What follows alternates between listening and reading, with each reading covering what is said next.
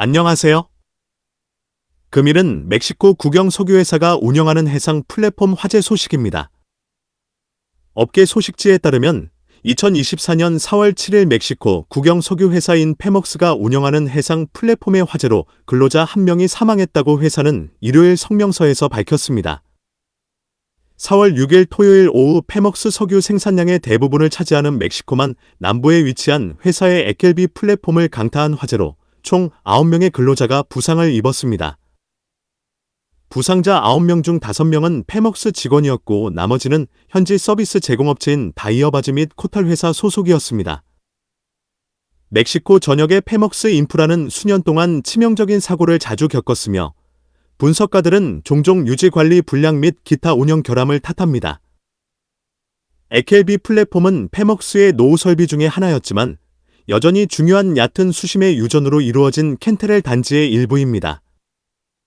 이 단지는 현재 하루 약 20만 배럴의 원유를 생산하고 있지만 20년 전만 해도 1일 200만 배럴 이상의 생산량을 기록한 세계 최고의 생산지 중 하나였습니다.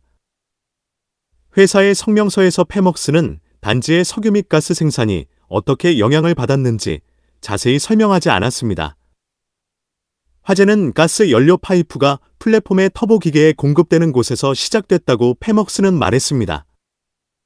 페먹스사는 향후 몇 달 동안 일부 원유 수출을 중단할 계획이라고 블룸버그는 보도했습니다.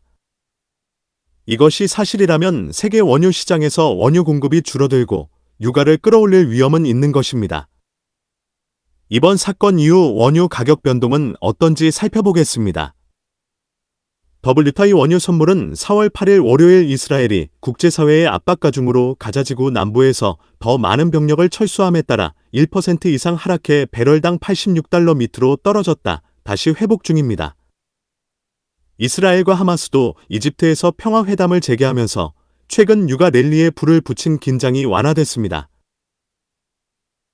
한편 최대 원유 수출국인 사우디아라비아는 글로벌 공급이 타이트해짐에 따라 5월에 아시아에 대한 모든 등급의 원유에 대한 공식 판매 가격을 인상했습니다.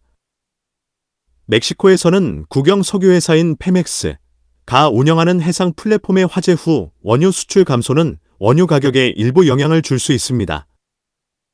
미국 고용지표는 세계 최대 원유 소비국의 수요 전망에 힘을 실어줬으며 투자자들은 이번 주 미국과 중국의 최신 인플레이션 수치를 기대하고 있습니다. 원유 가격에 영향을 주는 긍정, 부정적인 요인이 함께 상존하고 있습니다. 2024년 4월 8일 한국 시간 17시 40분 WTI 가격 변화는 영상의 차트를 참조하세요. 선박, 해양 관련 산업 및 기술에 대한 궁금한 점이 있는 분들은 아래의 카페로 방문을 하시면 많은 정보와 도움을 받으실 수 있을 것으로 생각합니다. 감사합니다.